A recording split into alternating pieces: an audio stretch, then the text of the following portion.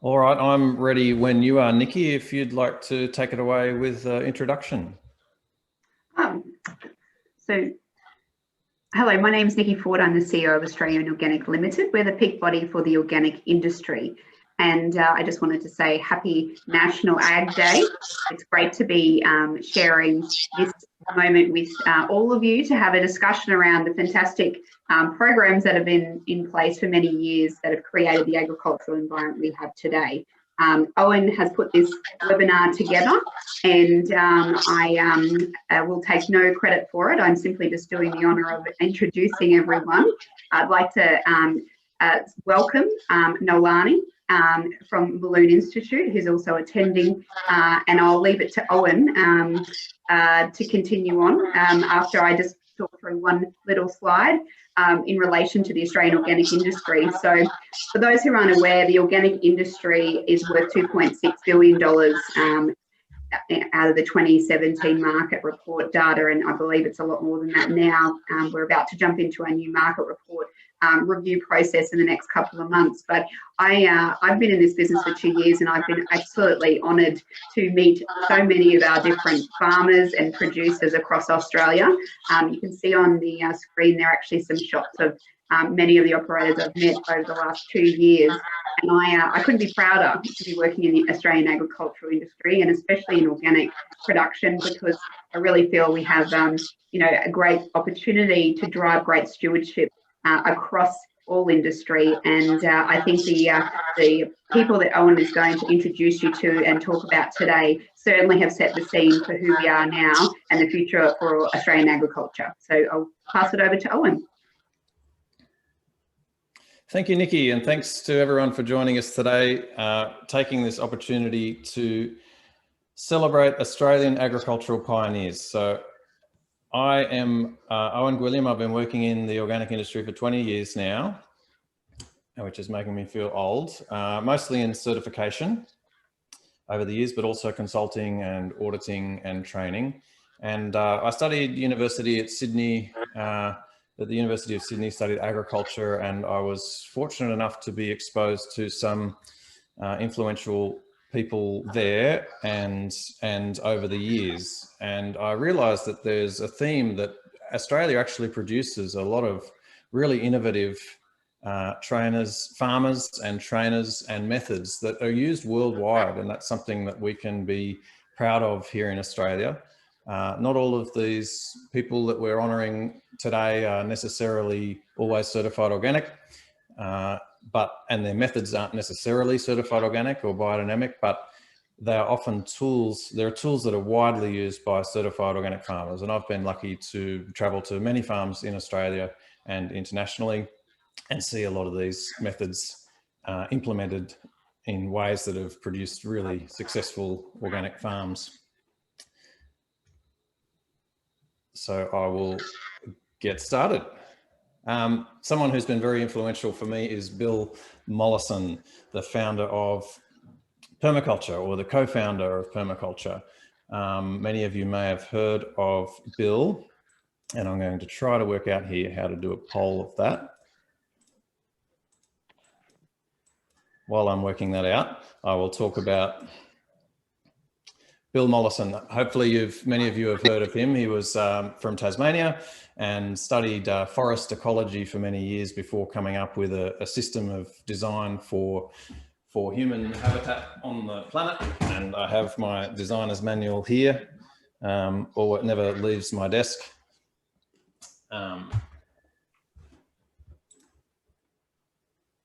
A summary of the permaculture process is that there are 3 key ethics, which are earth care, people care, and fair share. And underneath those 3 key ethics, there are 12 permaculture principles. We won't go through all of them today, but I encourage you to have a look another time.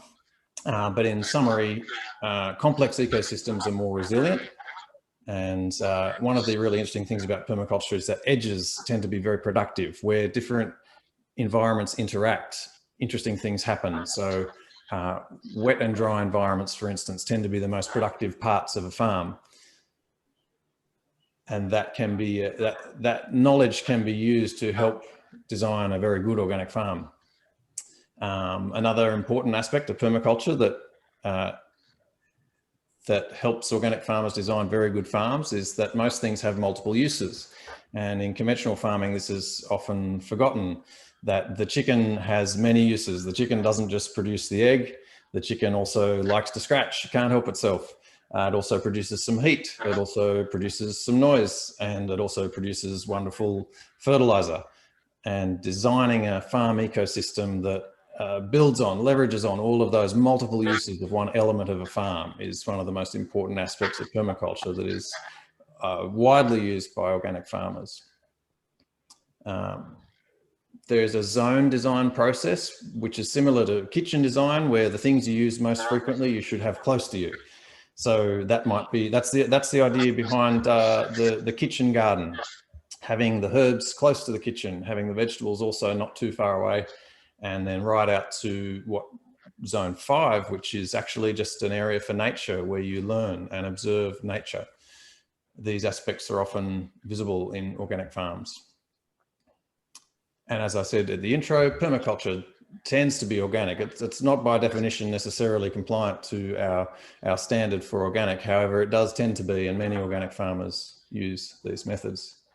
As I say, I was personally influenced by Bill, which I'm really glad happened at the last permaculture design course that he presented in 2012 at Melbourne Uni. That's a photo of me in my hip Melbourne flannel having a chat with Bill.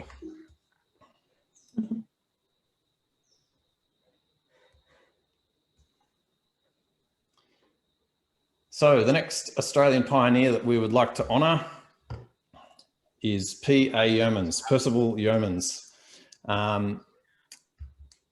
Passed away back in 1984. Hopefully some of you have heard of him also. He was a mining engineer and industrialist and innovator and entrepreneur who applied himself to farming and came up with a system of, the main thing that he's famous for is the keyline system. And here we have another couple of Yeomans' books, Water for Every Farm and the Keyline Plan.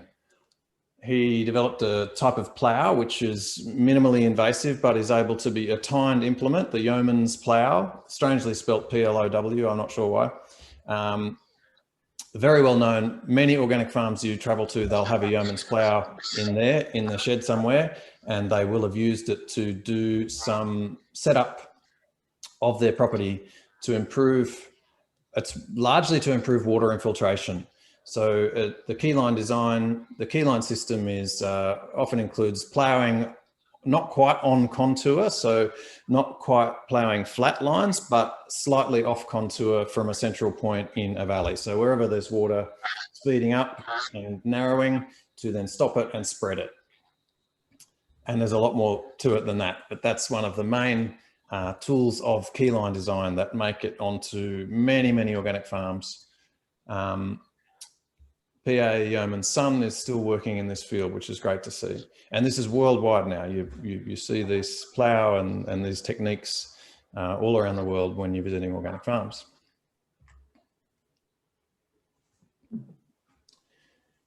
The next pioneer that I wanted to mention, you've probably heard of because he's had 4 episodes on Australian Story now. Pretty controversial fellow, Peter Andrews. Still with us, fortunately, and still spreading the word of his work, conducting lots of training and lobbying and educating to this day. The mainstream agriculture for many years were really triggered by this guy and his methods, including, as an extreme example, him planting willow trees when the Department of Agriculture were pulling them out.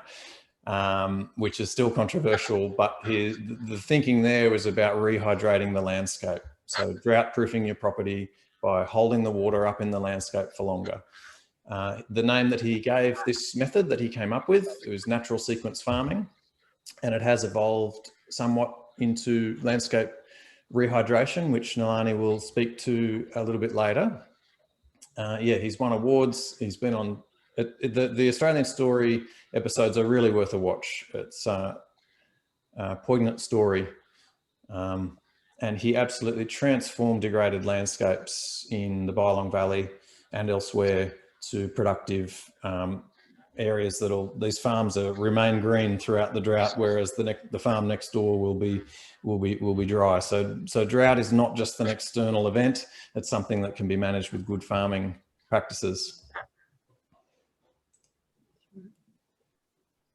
A little more on natural sequence farming and landscape rehydration. Well, I've mentioned all of that. So reducing soil and water degradation and replenishing landscapes. You can see a great side-by-side photo there of before and after shot. You'll often hear of the terminology, the chain of ponds. So recreating an environment where the water just doesn't run quickly off the farm, but it is held up in a chain of ponds of leaky weirs. And we'll hear more about that from Nalani from Mulloon a little bit later.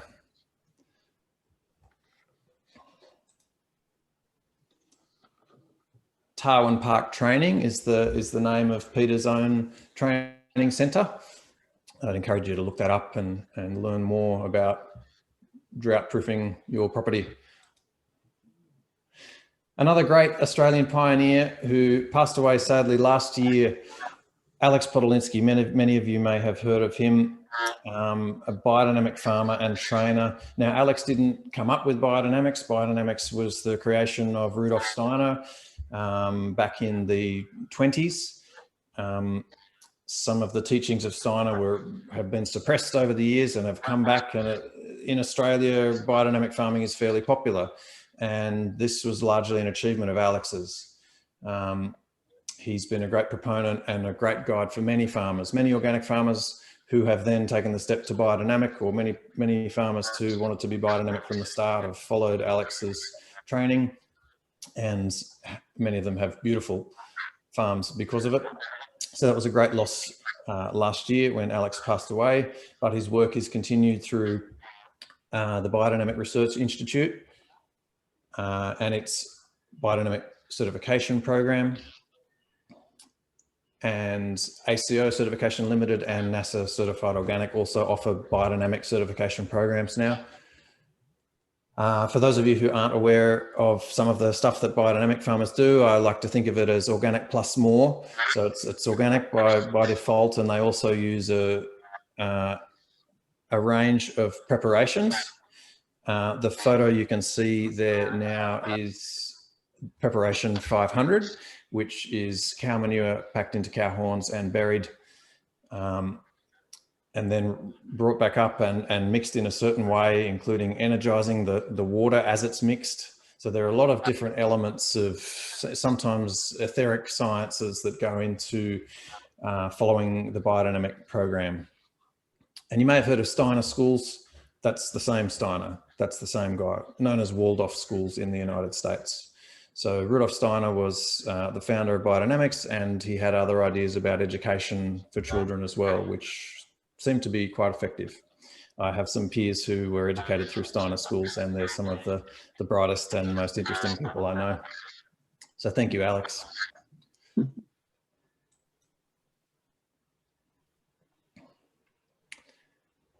Another pioneer I wanted to celebrate today is Christine Jones. Now, I couldn't actually, well, she wouldn't tell me her birth year, as she is still with us, but that's why it doesn't mention it on this slide. She is into carbon, soil carbon sequestration and soil microbiology. And she doesn't have the profile of some of the other people that I've mentioned today, however, does amazing work in the background, behind the scenes. Her work on soil carbon, on mycorrhiza in the soil, on soil ecosystem as it relates to plant health, and of course, as it relates to sequestering carbon, also nitrogen cycles. She has in her CV a long list of published papers and articles on these topics over the last 20 years. I've been fortunate enough to meet Christine and learn from her. And so I could not leave her out of this slideshow. Christine Jones, her website is Amazing Carbon, if you want to look up Amazing Carbon and some of her work.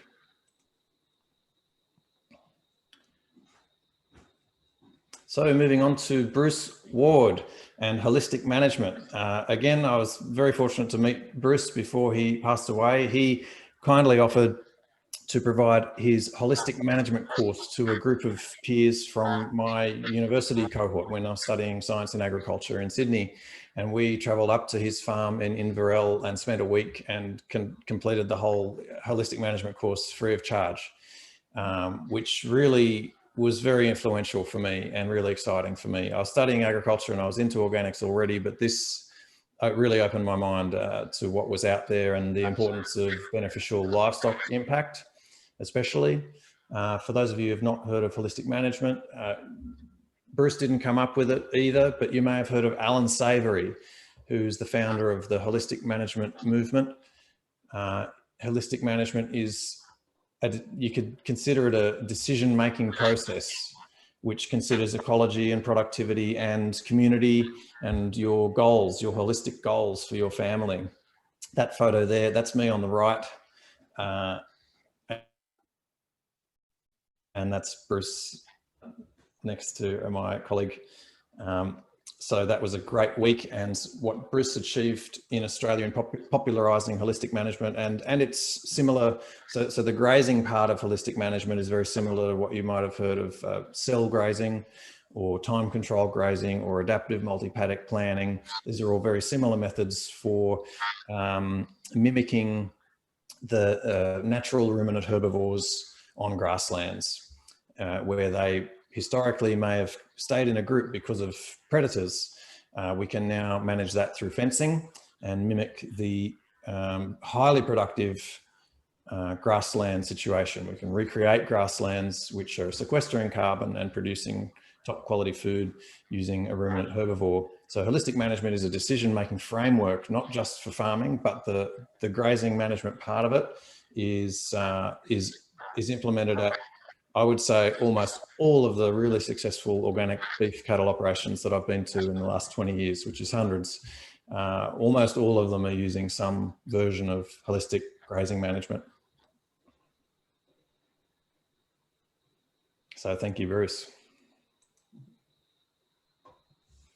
So the common theme here among all of these people and the many more Australian sustainable agriculture pioneers is that they were willing to go against the grain. I studied ag, as I said, in the 90s in Sydney, and what they were teaching us in mainstream science and agriculture course was the same as what they were teaching my parents when they did it.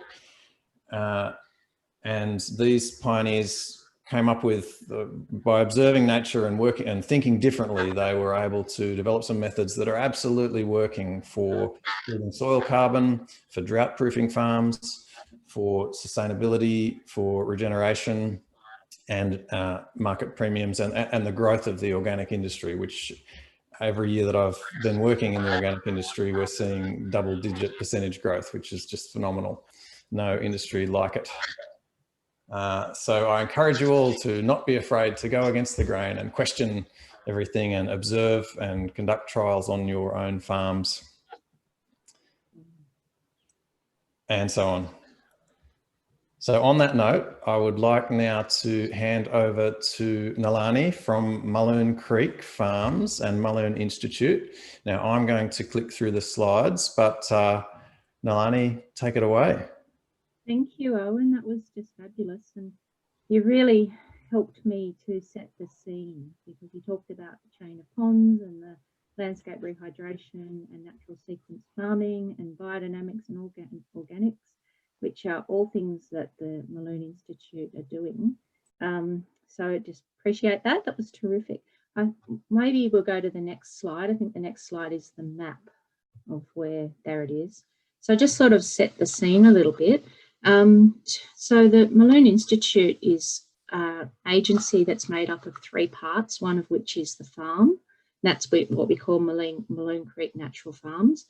So that's actually located 40 minutes east of Canberra. It's between Bungendore and Braidwood on the New South Wales Southern Tablelands. So it's quite a cool climate place, and we have the Mulloon Creek running through. I'll talk a bit about the detail first, but I just wanted to give you an idea of what the Institute does.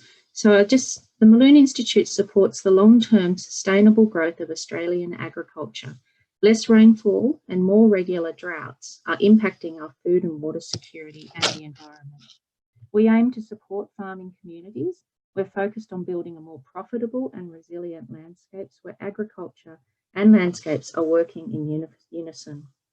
Our work has been acknowledged globally by the Sustainable Development Solutions Council as one of only 5 projects globally as a demonstrator of how environmental repair can assist agriculture into the future. Now, as I said, Malone's made up of 3 parts. We've got the Institute, the consultancy, and then the farm. So the Institute is sort of the scientific part of it. So we've got scientists, researchers, hydrologists, and educators, because we have an education component of the business as well. Then we have the consultancy, which we have landscape planners and environmental scientists mainly work in that space. And they actually go out onto people's property and we help farmers look at what's going on for them and what can we do to assist. So that might be that they have water moving too quickly across their landscape and it just needs to be slowed down. So we work out ways to do that. It might be that they need a hand with their grazing management. So we, as Owen was talking about HM and sort of planned grazing, we can help people do that, because we've found that when you do hand-in-hand work between the animal impact and then the landscape rehydration works, people are getting significant improvement in their profitability and their ecological health of their own properties. And so we're just getting extreme amount of interest at the moment. I'm pretty much run off my feet trying to keep up with it all, but it's just wonderful. And the nice thing I see is that I get calls and people are hopeful. Farmers are hopeful and they're excited. And so I just see this whole space is just a terrific place to work, and I feel very blessed to be here. The last part of the business is the Malone Creek Natural Farms, which is where we have the egg enterprise. You might have heard of our eggs, and we also run beef cattle. So thank you, Owen. You've gone into the first slide. This is pictures of the natural sequence farming pilot project, which Peter Andrews and Tony Coote was our founder, and he bequeathed the properties to the Malone Institute for the future of science and our work. But Peter was a friend of Tony's, and he came down one day in probably 05 or 04, and he looked at that pond or that stretch of Malone Creek, and he could see how to improve it. And it was really inspirational. So over a few years, or I think it was over 06, maybe into 07, they got machines in there and they did the works that you can see. And you can see there's at the bottom pictures, there's a picture at 2011 and one at 2014. And frankly, it looks, the one that is 2011, that's what it looks like at the moment, because we've had so much rain. It's just been fabulous. But what he did was that work went across 3 kilometres of the creek, and it was 16 leaky weirs were installed. So that became our pilot project and our demonstration that ecological benefits were actually real and we could achieve them, and we could get productivity improvements as well. There was some suspicion from farmers downstream that this was actually stealing water. Now that was quite controversial, but once this was installed, they actually found the opposite happen. That because they'd been holding the water back, and that's just in slowing the water back, making ponds and rehydrating the landscape behind it, it actually recharged the aquifer. And so the aquifer released groundwater slowly back into the creek over periods of time where other creeks were drying up from drought. So it's very interesting. Maybe Owen, go to the next one. I think it's a few more pictures of the same. Yeah, so this is, if you can see that one on the top left, 1977, you can see creeks like that all over the country. And you can see the one to the right, 2015, the difference. You've got the water plants coming up. You've got that bulrush or kumbunji. You've got wattles and willows. Well, there are some willows in there. Willows, I actually mentioned willows because that was raised to start with. And Peter Andrews very controversially plants willows. But I must make a point that where he suggested to install that first pilot project at Peter's Pond on that stretch, that was what we call a pinch point. And that's where a big willow was. And he added rocks to it to shore up that space and create the pond behind. And so in our work, while we don't overtly encourage weeds, because it is a weed of national significance, we don't overtly encourage it, but we see them as a tool. And they're a tool that is that can ultimately be replaced. And we've just got to have that ecological time for other plants to take over. And they will. Ultimately, you'll have casuarinas in there. So you might plant some small casuarinas, but you know, they take years to grow. But in the meantime, those willows are actually doing a service. And we must remember that they were planted by the government. There was a program. Same as the Camp for Laurels. Yep, exactly. There was a program in the 70s where they planted all these willows on all these creeks. So then they're taking them all out again. So we've got to find that got to sort of slow it down. But that being said, this installation of leaky weirs, which maybe, Owen, if you go to the next slide, I think this is one of our newer leaky weirs. They're built out of rocks and logs, and then the plant life grows up through it, and it helps to create that sort of root mass, which then holds the water back. So this is what we call Maloon Rehydration Initiative. This is stage 2, and this is extending across the whole of the Maloon catchment.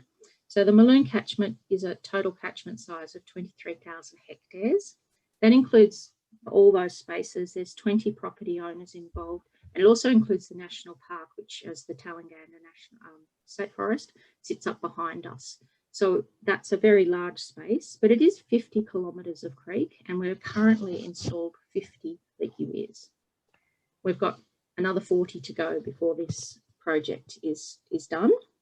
This is water that's actually flowing down into the Sydney water catchment, and so they're very interested to see how we've got consistency of flow and we've got high water quality. But the farmers that are benefiting, the other 20 farmers, or 19 farmers, if we're one, they're another 19, they're benefiting because they're seeing that their productivity on their land is actually improving. So that's a really interesting thing, and we've got some studies going on about the finance that sits behind that. So that's sort of looking at landscape rehydration in hand with grazing management, and we're getting this really fabulous productivity gains.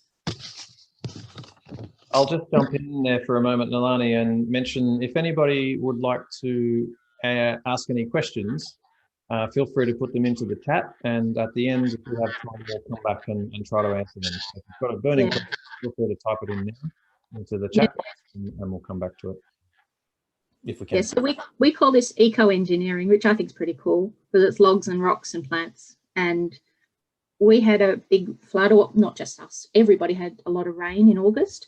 And in fact, it was the 1 in 50-year flood, and it was as big as the 1974 flood. And one of the leaky weirs had literally been installed, I think 2 days beforehand. It had just been finished. And this massive amount of water came through, and it held up. And we were really excited. I think a few rocks moved a little bit, but it was really easy to just put it back.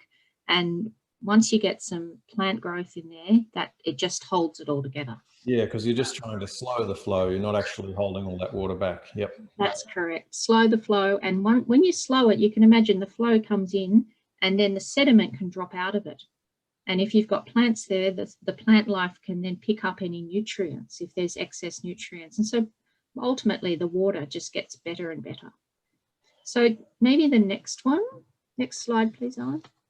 Oh yeah, this is a lovely one. This is, we're right into drones at the moment. Everyone's very excited by drones. But you can see 2 of the leaky weirs. This is the lower Maloon catchment floodplain. And there's 2 leaky weirs sort of bottom left, and in the middle you can see. So one of those is like they use them as road crossings as well, sometimes, not always, but sometimes. If you can go to the next one, please. So this is another thing. This is on one of our properties. This is called Duralla. This is Maloon Creek Natural Farms has two properties. One is we call the home farm, and the other one is a property called Duralla, which is on the lower Maloon floodplain. This is on one of the hills behind it. This is like a classic. You see those hills all over the southern tablelands, and they're just bare. Well, this one, they put a contour at the top, and they planted these rows of trees that you can see. This was done in partnership with Town Park Training. So that was I've done their training course, a really terrific training course. And that essentially, that contour is not a hard, it's not a drain, it's a sort of soft, so that when the water comes, it actually starts to just slowly seep down. It's a slowing the flow moment. I went up there when I did my course in March, and the trees up there were bigger than me. Now I'm average height, so it's a very impressive over basically 3 years to see significant growth. And that's at the top of a hill. At the end of that little contour, because the contour went for kilometres, but this section was treed. The end of that, they had a little pond, and it was full of frogs. I have no idea how frogs, or tadpoles, not frogs, tadpoles, how they got there. Maybe a bird, I don't know. So this method, and when we say contour, that's a flat line. So it'll curve around the landscape, but it's a dead flat line. So the water that arrives in that contour will then spread out, because that's all it can do. This method is very similar to a permaculture method as well, which is known in the permaculture circle as a swale. So a swale, or permaculture swale, is a tree growing system that uses a lightly packed bank on contour, dead flat, to stop and spread and soak and rehydrate the landscape. So this is also a permaculture tool that we see on many organic farms, and this is a great example. Yeah, it's so nice that all these things are sort of, you can take a little bit from here and a little bit from there and find your own way. It's a bit like a recipe, you know. It's just a wonderful thing that's happening now with farmers who are engaged like this. Yeah, so excited to have you on to talk about these different methods from these different innovators that I wanted to celebrate. If you go to the next slide, I just wanted to touch on briefly, I don't want to bore everyone because everyone gets a bit bored with monitoring, but it is something that's just so important. We need to do monitoring, and part of our Maloon Rehydration Initiative project, we have got some money through a government grant, so thank you, government, and we've been able to do the works on the creek, but also purchase a whole lot of new scientific equipment, which here, these pictures you can see, we've got 2 new weather stations. And so that's our Chief Executive, Carolyn, in the blonde hair, and Luke Peel is our science advisor. Luke's showing her what's what. But we've also got other monitoring equipment, which I'll just quickly run through. So we've got 2 weather stations, 31 soil moisture probes, 50 new piezometers, which are to add to the current 60, and what else? There was something else. Water quality meters, that's right. We've got 2 in-stream water quality meters. Then we've got 6 data loggers, and all of that is going to be telemetered, which means it's all going to be collected digitally, and then it'll go through the cloud, and then it will be stored and available for use by, well, generally the public, but probably mostly by scientists and interested researchers will use that data, and then they can do all sorts of studies on it. So we see this as a really important process, and we've got some baseline studies. We've already done 8 baseline studies over the last few years. And so once all this is up and running, because it's currently being installed, once it's all organised, it should just be a really terrific space and sort of item that the Maloon Institute has that we can offer the community and the science community in particular. So we're pretty proud of that. Maybe go to the next slide. Thanks, Owen. Okay. So now we're flipping into the Maroon Creek Natural Farms, which I said is one of the 3 arms of the business. So this has overarching organic certification, and our pastures are biodynamically certified. We also have true free range humane choice certification. So we really go all out. The eggs, I've got this data this morning. Currently we have 40,000 hens and we have 5,000 chicks arriving today. We're averaging 120,000 eggs a week. We have a stocking rate of 250 birds a hectare, and the birds are shedded in 34 sheds across the property, and we have 2 brood sheds. They run with Marama dogs, which are the beautiful big white fluffy guys there, and they're protected with electric fences as well as regular fencing. They get fed organic feed from Country Heritage, and they have access to the pasture all the time. So they're pretty happy birds. And even in that flood I mentioned earlier, that water went right across the paddocks and caused a lot of chaos. And our poor egg collectors were really struggling to collect eggs, and the chickens just kept laying and they just haven't stopped. So I don't know, maybe we need more floods to give them a boost, but it's been very, very busy for that team down there, and we have something like 30 staff, including backpackers. So it's quite a big employer. It's a really terrific initiative. I think it's one of the biggest employers in Bungendore, in fact. So we're pretty proud of that. And the property also runs beef. So they're mainly used for animal impact and for fertility. And they often run in front of the chickens. Just depends where they're up to in their cycles. But sometimes they're actually sort of one paddock ahead of the chickens to mow down the lawn before the chickens get there. Yeah, that's a great example. So you mentioned that the cattle are used for animal impact and to increase fertility. So this crosses over into permaculture and into holistic management methods that you're using on the farm. And they are managed holistically. And have multiple uses, and you can apply those in different ways. That's right. Yes, and that holistic management idea of controlled grazing, as you discussed earlier, that's a common principle throughout this whole space for us. We're also very proud to say that we got ecological outcome verification from Land to Market this year. We were the first to receive that. An ecological outcome verification is sort of a new way that they're, through the holistic management area, that they're looking at mainly pastures. And so our pastures were seen to be trending upwards, which is a positive, which were pretty good.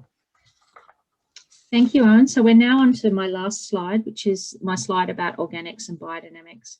Here you can see Hamish Mackay, who people may know. He's been kicking around BD for many, many years, and we're very grateful that he's agreed to work with us, sort of in a consultancy capacity, but he comes monthly or every 6 weeks, and he's been working with the team down at Geralla at the egg farm. And you can see where he's got a bathtub there that's full of 500, and he's doing, we did a bit of a biodynamics 101 the other day, and I attended, and I must say I was very impressed. I've done a few biodynamics workshops in the past, and thought he just presented really clearly and simply and brought everybody along, which is really impressive if you know biodynamics. So some of these pictures here, you can see someone's grinding up silica for 501, which is put into the cow horn, similar to how Owen described the cow manure. This one's buried over the summer. The 500, which is the cow manure one, is buried over the winter. Both are buried for probably 5 months. And then once that's brought up, you can then stir it up and spray it out. These pictures here, we were preparing what's called cow pat pit, which is the bottom left picture. You can see Hamish with it. We put it into a pit into the ground, and then the compost preps are added into it. The compost preps help the organisation of the organic material to be composted in the most perfect way. And that's why when people use it and when they make compost, for example, or cow pat pit, they just get fabulous compost. And it's really interesting. The preps are made from common plant material is yarrow, chamomile, valerian, oak bark, nettle, and dandelion. So they're all prepared in a certain way that Steiner described, and they're called the compost preparations. Yeah, so we do that on that farm, and we also have a contract sprayer who helps us because it is a very large space, and he runs around with his ute and sprays out the preps, and he knows all the good timing and how to do things properly. So we're pretty grateful for that as well. Otherwise, we'd have to have one of us doing it. I've got enough to do. So yeah, so that's me. If there's any questions, very happy to answer. I hope you enjoyed that. Thank you, Nalani, and I'm sure you can all understand why I was so excited to have Nalani from Mulloon Farm and Institute on today's webinar, because many of these methods that I mentioned are all being used successfully, and even now with that monitoring aspect, so we can start to produce some good, or start to have some good data on how this works. A lot of us in the industry know, believe that this works, that these methods work, but sometimes we're still a bit short of data to demonstrate that, to sufficiently convince governments and so on. So the work you're doing is wonderful, and I thank you. You can see, if you want to contact Nalani, her details are now on screen. If you want to find the Mulloon Institute, please go to their website. Now I'll just finish up on screen share and see if we have any questions waiting for us. Just excuse me for a minute. I think I saw someone raise a hand before. Would any of you like to add any questions into the chat box? Now is your chance.